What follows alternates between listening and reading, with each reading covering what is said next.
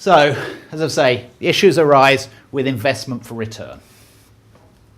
So you may, and you probably know that you may meet with securities laws both in this country and abroad, even when you are looking for direct investment in your own firm.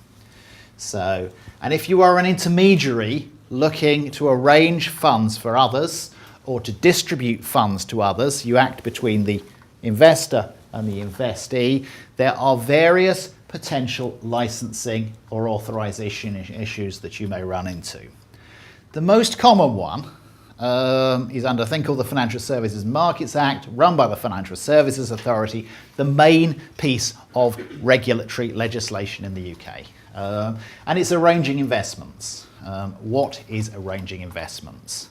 It's something of a legal mystery, and the FSA take a very different view from some of the industry. But broadly, FSA take the view that actually bringing investors, as if by way of business you bring an investor and investee together as part of a business, and the end result is subscription for shares or what's called debentures, which are basically debt securities but can be share of the profits, then you may be arranging investments and you may need to be FSA authorised. Now, there are some crowdfunding platforms that have taken this on board. They give crowdfunding opportunities for small investment, but they say but they are FSA authorised. So it's one example. Another one, which we will go into a little bit more detail, is called a collective investment scheme, which is an easy thing to inadvertently create. So involving pooled investment for distribution and management. So can actually run into issues, and we'll talk about it a little bit more. You can have issues if it's a pure lending scheme or consumer credit of small amounts. So in which case you may need a consumer credit license. Now, some crowdfunding schemes, very well known ones, I think the ones I'm thinking about, Zopper and Kiva, actually essentially do crowdfunding by lending. So they probably have navigated around these requirements on the need to have a consumer credit license. But it's a thing to be very careful with pure lending schemes if you want to be a lending intermediary or a lending arranger. And finally, payment services, actually, if you want to less important, if you want to channel payment.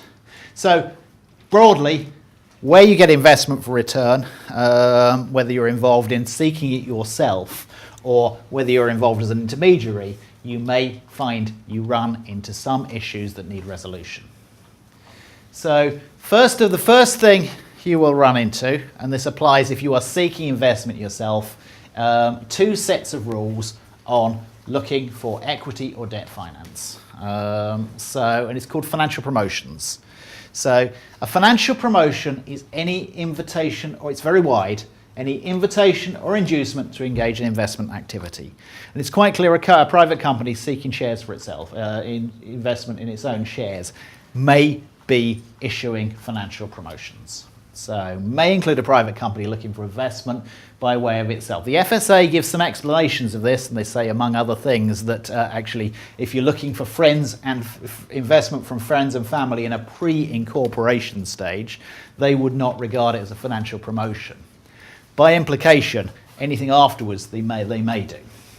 So the general rule, both for this and on public officers' securities, is that any financial promotion must be approved by an FSA authorised person. So unless you fall into certain categories. So your investors fall into certain categories.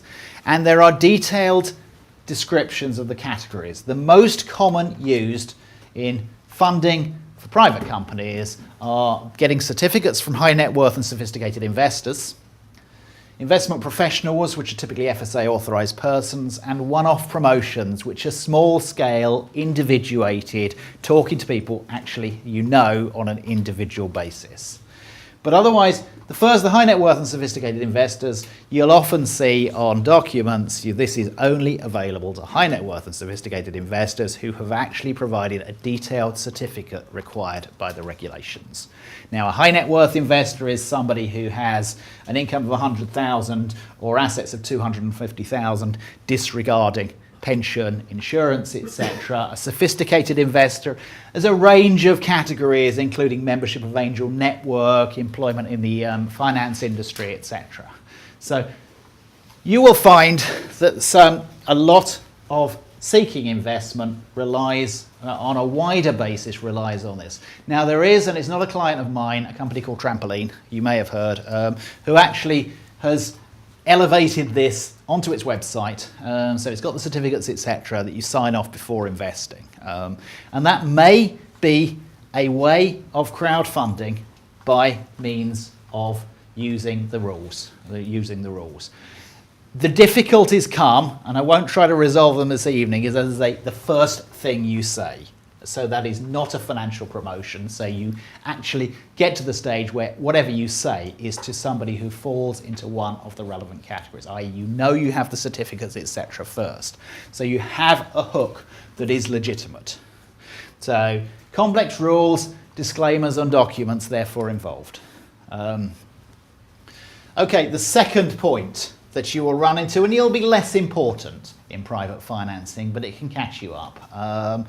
So actually, offers to the public require either to be there to be a prospectus or to be within one of the exempt categories. Now, this relates to what's called transferable securities. It may well be that some secure shares in private companies are so limited in their transferability that they don't fall within this. But the cautious thing is to assume they can. People tend to fall into to actually use one of these. That the offer is to fewer than 100 persons, which would nearly always be the case, but it will soon be 200, 150. That there's a minimum euro 50,000 denomination, or that the maximum amount of the offer is 2.5 million euro. And that will soon rise to 5 million euro, and the 100 persons exemption will soon rise to 150 in the course of this year. So those are the two things in seeking investment for yourself, particularly if you're trying to go to a wide audience that you don't necessarily know, as you would with a crowdfunding issue. Those are the two things you are likely to run into that you need to navigate.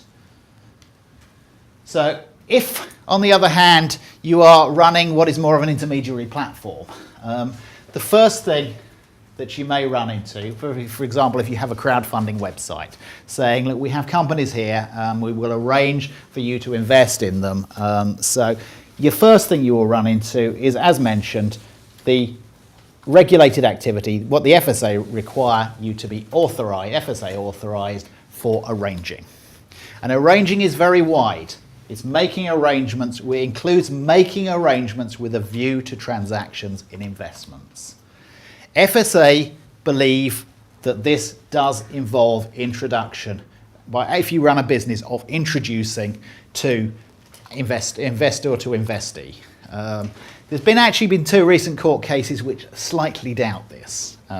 So it's not clear. Most people will advise you to be cautious on it. Now, some crowdfunding platforms I've seen recently, have bitten the bullet and they have got themselves FSA authorised. Now, the advantages and disadvantages of doing that, rather than trying to find some other way, is for the platform, it obviously shows you have a certain standing.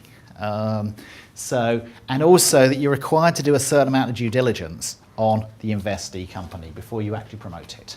That's one. I mean, they will still be subject to the rules on who can invest and who cannot. But as I say, you will find some crowdfunding platforms, even though they're dealing with small investments, will do this. So again, the FSA may include an introduction to sources of investment. There are exceptions which you can sometimes bring yourself within. They are hugely technical about whether you are actually simply enabling people to communicate. So if you simply passively run a website, then you may be within this. But if you actually add any value or take any money from it, you may not be. So arranging, one of the issues, do you need to be authorised?